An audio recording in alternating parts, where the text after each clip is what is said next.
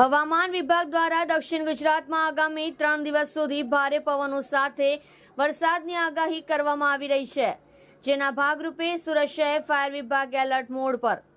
Fire વિભાગ દ્વારા extra એક કંટ્રોલ રૂમ ઊભું કરવામાં આવ્યું છે. ગત રોજ રાત્રે સમગ્ર સુરત શહેરમાં ભારે પવન ફૂંકાયો હતો, જેમાં રાત્રે 10 વાગ્યાથી લઈને સવારે 5 વાગ્યા સુધી સમગ્ર સુરત શહેરમાં 17 જેટલા વૃક્ષ ધરાશાયી થયા હતા. જોકે આ વૃક્ષ ધરાશાયીમાં કોઈ પ્રકારની જાનહાનિ થઈ ન હતી. કલ્પેશ રાણા સાથે જોતા રહો news 9 Gujarati, Surat. Fire control incharge છું. ફાયર ઓફિસર દીપક સપ્તાહ. શું છે કંટ્રોલ રૂમ ચાલુ કરવામાં આવ્યું છે?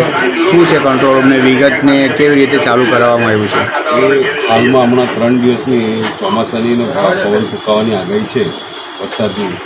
એ આગાહીના હિસાબે ફાયર બ્રિગેડ તો તંત્ર એલર્ટ જ છે.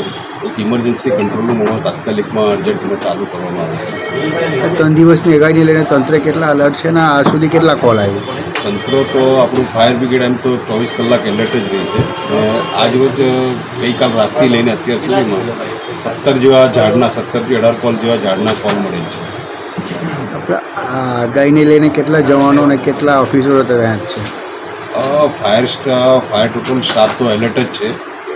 કોઈ બહારથી ટીમ બોલાવવામાં આવી છે?